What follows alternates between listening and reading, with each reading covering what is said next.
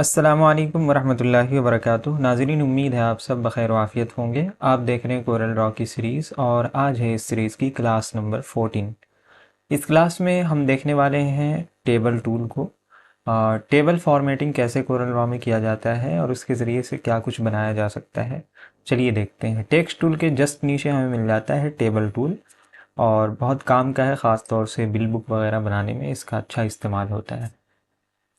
यहाँ पर देखेंगे आप इसकी प्रॉपर्टी बार में रॉज एंड कॉलम्स के कुछ ऑप्शंस मिल जाते हैं। ठीक है, अब यहाँ पर 3 कॉलम है और 4 रॉ है।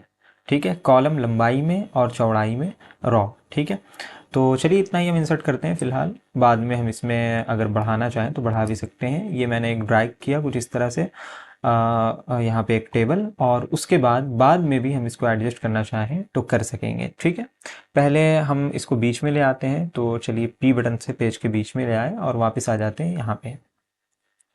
यहाँ पे देखें हमें डबल एरो का एक हैंडल मिलता है, इसके ज़रिए से हम इसकी फॉर्मेटिंग कुछ इस तरह से कर सकते हैं अपनी मर्ज़ी से। जैसा हम चाहें इसको बना सकते हैं। जैसे हमें एक बिल बुक बनाना हो तो उसके लिए हम कुछ इस तरह से यहाँ पर एडजस्टमेंट करेंगे, इसको ऊपर की तरफ ले जाते हैं ताकि यहाँ पे हम आइटम्स लिख लें, क्वांटिटी, रेट, टोटल, इस तरह से करके, और नीचे में एक, ठीक है, टोटल के लिए।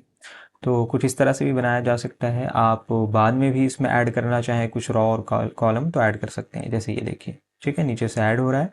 कम करना चाहते हैं यहाँ से कर सकते हैं। इसी तरह अगर रॉस बढ़ाना चाहते हैं, सॉरी, कॉलम बढ़ाना चाहते हैं तो यहाँ से बढ़ा सकते हैं। ठीक है, कुछ इस तरह से। तो ये है कुछ ऑप्शंस। उसके बाद यहाँ पे आगे फिल कलर का एक ऑप्शन मिलता है। अब इसमें नो फिल है, कोई कलर नहीं है। आप चाहें तो यहाँ पे आकर के कोई कलर डाल सकते हैं ऐसा। ठीक है, ये आपकी मर्ज़ी पे डिपेंड करता है। फ़िलहाल मैं यहाँ से कोई कलर नहीं रखूँगा। उसके बाद एडिट फिल का एक ऑप्शन मिलता है। यहाँ पे आप कलर के मुख्तलिफ ऑप्शंस यूज़ कर सकते हैं। जैसे यहाँ पे देखिए तो सॉलिड कलर है जो अभी हमने बताया, उसके जस्ट बाजू में ग्रेडियंट कलर मिलता है, यानी 2 कलर मिक्स होते हैं आपस में। ये कलर भी आप चेंज करना चाहें तो यहाँ से चेंज कर सकते हैं। जैसे इस तरफ आप आ जाएं तो इस तरफ आप कोई और कलर भी डाल सकते हैं, जैसे ये देखिए। ठीक है, यानी एक तरफ कुछ और कलर हो और दूसरी तरफ कोई और कलर हो, ऐसा भी आप बना सकते हैं। बहरहाल अगर आपको ये सब ना चाहिए हो तो आप इस नो फिल पे क्लिक कर लीजिएगा। ठीक है, उसके बाद आगे जो ऑप्शन मिलता है वो है आउटलाइन कलर का। ठीक है, अभी 0.5 यहाँ से आउटलाइन भी मेंटेन है, और उसके बाद यहाँ पे है आउटलाइन कलर। अगर मैं यहाँ से चेंज करूँ आउटलाइन कलर तो यहाँ पर आउटलाइन इसकी चेंज होंगे, लेकिन उसके लिए यहाँ पे देखना ज़रूरी है कि अभी सेलेक्ट किस में है। ठीक है, अभी आउटसाइड में हमारा सेलेक्ट है। तो इसका मतलब ये हुआ कि अगर मैं यहाँ से आउटलाइन कलर चेंज करूँ तो ये जो सिर्फ साइड में आउटलाइन बाहर वाले हैं, यानी बीच वाले लाइन के अलावा, उनका कलर चेंज होगा। ये देखिए, आप यहाँ से मैं आपको करके दिखाता हूँ, ये देखिए। ठीक है, अंदर जो लाइनिंग है यानी रॉ और कॉलम को डिवाइड करने के लिए, उसमें किसी तरह का कोई इफेक्ट नहीं पड़ा है। ठीक है, अगर आप चाहते हैं कि सब में इफेक्ट पड़े तो पहले यहाँ पे आकर के ऑल कर लीजिए, उसके बाद यहाँ पे आए और यहाँ से कलर चेंज करें, तो आप देखेंगे अब ये सब के सब कलर तब्दील हो चुके हैं। ठीक है, विड्थ बढ़ाना हो यहाँ से आप बढ़ा सकते हैं, जितनी मोटी रखना चाहें आप रख सकते हैं इसकी विड्थ। ठीक है, आप और बढ़ाना चाहें और बढ़ा सकते हैं। अगर इसके आपको जैसी ज़रूरत हो वैसी आप यहाँ से बना सकते हैं। ठीक है, नो फिल चाहिए यहाँ से नो फिल कर सकते हैं, सबके सब में ख़त्म हो जाएगा। और अगर ब्लैक करना चाहें ब्लैक कर सकते हैं, यहाँ से ऑल कर लीजिए और उसके बाद यहाँ से आकर के ब्लैक। ठीक है, और यहाँ पे आकर के आप कुछ पॉइंट्स दे दें तो ये नज़र आएगा। ठीक है, उसके बाद एक ऑप्शन नज़र आता है ऑटोमेटिकली रिसाइज सेल का और सेपरेटेड सेल बॉर्डर का। ठीक है, ये कैसे वर्क करता है ये देखते हैं। अभी यहाँ पर अनचेक है दोनों में। टेबल फॉर्मेटिंग में एक चीज़ ये होती है कि अगर आप टेबल के अंदर कुछ लिखना चाहें तो लिख सकते हैं। जैसे टेबल में मुझे मिसाल के तौर पर इस सेल के अंदर कुछ लिखना है, तो मैं यहाँ पे सिंगल क्लिक करूँगा, एक कर्सर ब्लिंक करना लगेगा और फिर यहाँ पे हम चाहें तो कुछ भी लिख सकते हैं। यहाँ से इसकी अलाइनमेंट हम मेंटेन कर सकते हैं, जैसे सेंटर में हम आ गए और उसके बाद यहाँ पे मैं कुछ लिखना चाहूँ, जैसे मैं यहाँ से लिख लेता हूँ आइटम्स, है ना, ये मैंने लिख दिया। और फॉन्ट वगैरह जो आप यहाँ से मेंटेन करना चाहें कर सकते हैं, जैसे मैं यहाँ से फॉन्ट कर देता हूँ 20 और एंटर। ठीक है, कुछ इस तरह। तो अभी देखें यहाँ पर मैंने टेक्स्ट लिख लिया। इसी तरह अगर हमें यहाँ पे लिखना हो यहाँ पे हम लिख सकते हैं। ठीक है, जहाँ पर भी हम चाहें यहाँ से फॉर्मेटिंग कर सकते हैं इसकी। ठीक है, लिख करके इस तरह से। इसी तरह इसको अगर मेंटेन करना चाहें तो इसको भी मेंटेन कर सकते हैं, जैसा रखना चाहें वैसा रख सकते हैं। चलिए यहाँ पे आते हैं, यहाँ पर कुछ लिखता हूँ मैं ऐसे ही, कुछ भी मैं यहाँ पे ऐड कर रहा हूँ। मैंने यहाँ पे बहुत कुछ लिख लिया है लेकिन ये नज़र नहीं आ रहा। अगर मैं इसको नीचे करूँ तो नज़र आएगा, देख रहे हैं आप। लेकिन हमें इतना ही इसको रखना है और ऑटोमेटिक इसको रिसाइज़ करना है, ठीक है। अगर ऑटोमेटिक आप इसको रिसाइज़ करना चाहते हैं, यहाँ पे ऑप्शन में आए और ऑटोमेटिकली रिसाइज़ पे चेक लगा दें। अब क्या होगा कि जैसे मैं यहाँ पे आऊँ और यहाँ से लिखना चाहूँ कुछ भी, तो ये खुद ब खुद सेल रिसाइज़ होता चला जाएगा। ये देखिए कुछ ऐसे, ठीक है। तो आप कुछ ऐसा चाहें तो ऐसा भी कर सकते हैं, ये आपकी मर्ज़ी पे डिपेंड करता है। उसके बाद यहाँ पे एक और ऑप्शन मिलता है हमें, वो क्या है आइए वो भी देख लेते हैं। लेकिन उससे पहले यहाँ पे देखिए, अगर कोई रॉ या कॉलम हमें सेलेक्ट करना हो तो जो साइड पे आप इस तरह से अपने कर्सर को रखेंगे तो एक एरो बनकर आएगा, इस पर क्लिक करेंगे तो ये पूरा का पूरा सिलेक्ट हो जाएगा, ठीक है। सेलेक्ट करने के बाद भी कुछ ऑप्शंस मिलते हैं, एक तो मार्जिन का, यानी इनके दरमियान अगर आप मार्जिन रखना चाहें तो मार्जिन भी रख सकते हैं। बढ़ाना घटाना चाहें इस तरह से मार्जिन, तो ये भी आप बढ़ा या घटा सकते हैं, ठीक है। उसके जस्ट बाजू में ऑप्शन मिलता है कंबाइन का, अगर आप इसको कंबाइन कर दो तो सिंगल सेल में ये कन्वर्ट हो जाएगा। मैं कंट्रोल Z करता हूँ और उसके बाद एक ऑप्शन मिल जाता है स्प्लिट सेल का, ठीक है, वर्टिकली। यहाँ से आप चाहें तो इसको स्प्लिट कर सकते हैं, यानी दो भाग में तकसीम कर सकते हैं, ठीक है। अगर यहाँ से चाहें तो यहाँ से हॉरिजेंटली भी कर सकते हैं, ये देखिए, यानी कुछ इस तरह से। तो अगर ऐसा ऑप्शन अगर आपको यूज़ करना हो तो ये भी आप कर सकते हैं। सेल सेलेक्ट करने का एक और तरीका है कि आप इस तरह से कर्सर पकड़ करके यूं भी आप सेलेक्ट कर सकते हैं सबको, ठीक है, कुछ ऐसे। और अगर सिंगल सिंगल सेलेक्ट करना हो तो जैसे ये देखिए, ये कॉलम मैंने सेलेक्ट किया, ये सेलेक्ट किया, ठीक है। अगर रॉ करना हो तो कुछ इस तरह से, ठीक है, साइड में आकर के, या फिर जो मैंने अभी तरीका बताया वो भी आप अप्लाई कर सकते हैं। उसके बाद टेबल मीनू बाज़ाब्ता यहाँ पे मिलता है, ठीक है। टेबल मीनू में कुछ ऑप्शंस हैं, एक तो क्रिएट न्यू टेबल का ऑप्शन मिलता है यहाँ पे। वही चीज़ जो हम यहाँ से कर रहे थे, यहाँ पर आप पहले से नंबर ऑफ रॉज डाल सकते हैं, कॉलम्स डाल सकते हैं, हाइट एंड विड्थ इसकी मेंटेन कर सकते हैं, आपको कितना चाहिए। मैंने यहाँ पे क्लिक किया और ये देखिए एक न्यू टेबल आपके सामने आ चुका है। तो इस तरह से अगर न्यू टेबल क्रिएट करना हो आपको यहाँ ऊपर में जा करके टेबल पे, तो ये भी आप कर सकते हैं, ठीक है। चलिए इसको मैं डिलीट करता हूँ और इसी में रहते हुए कुछ काम करते हैं। टेबल फॉर्मेट में आते हैं, यहाँ पे एक ऑप्शन मिलता है कन्वर्ट टेक्स्ट टू टेबल का। चूँकि अभी यहाँ पर ये डीएक्टिव है, इसलिए कि हमने यहाँ से टेक्स्ट को यहाँ पे अभी एक्टिव किया हुआ नहीं था, ठीक है। यहाँ पे आते हैं हम, इस तरह से टेबल फॉर्मेटिंग पे आते हैं और इनको, बल्कि बाहर आकर के हम एक टेक्स्ट ले लेते हैं, ठीक है। और टेक्स्ट लेकर के यहाँ पर कुछ लिख लेते हैं। मिसाल के तौर पर मैं यहाँ से लिख लेता हूँ आइटम्स, ठीक है। मैं यहाँ से आइटम्स लिख लेता हूँ, ये हमारे पास सिलेक्ट है। टेबल में आ जाते हैं और कन्वर्ट टेक्स्ट टू टेबल पे क्लिक कर देते हैं, ठीक है। यहाँ से कॉमन्स, टैब्स, पैराग्राफ, ये सब ऑप्शंस कुछ आपसे पूछेगा, ये आप देना चाहें दे सकते हैं, वरना कोई ज़रूरी नहीं है। यहाँ पे देखिए ये टेबल ऐड हो चुका है, ये लिख कर भी आ रहा है, ठीक है। तो कुछ इस तरह से आप टेबल भी बना सकते हैं जैसा आप चाहें। ये तो आपने देख लिया। उसके बाद यहाँ पर एक और ऑप्शन मिलता है कन्वर्ट टेबल टू टेक्स्ट का, है ना। ये अभी टेबल है, अगर आप इसको टेक्स्ट में कन्वर्ट करना चाहते हैं तो यहाँ से आकर के कन्वर्ट कर सकते हैं। अगर आप टैब्स चाहते हैं, यानी गेपिंग चाहते हैं, ठीक है, या कॉमा चाहते हैं इनके दरमियान में, तो वो दे सकते हैं। पैराग्राफ चाहते हैं तो पैराग्राफ दे सकते हैं। चलिए मैं पैराग्राफ लेता हूँ और ओके करता हूँ।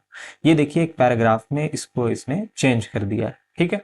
कंट्रोल Z करते हैं, एक और दूसरा ऑप्शन यहाँ पे जो मौजूद था वो देख लेते हैं। यहाँ से मैं कॉमास कर लेता हूँ और ओके करता हूँ। अब ये देखिए कॉमा लगा कर आया है, ठीक है, यहाँ पे कॉमा दे चुका है ये, और इसने जगह जगह पे कॉमा लगाया, यहाँ पे लगाया है, यहाँ पे लगाया, यानी जहाँ जहाँ स्पेसिंग थी वहाँ वहाँ इसने कॉमा लगाया है, ठीक है। ये देखिए यहाँ पे दूसरे टैब में था, दूसरे सेल में था, इसलिए कुछ ऐसा आया।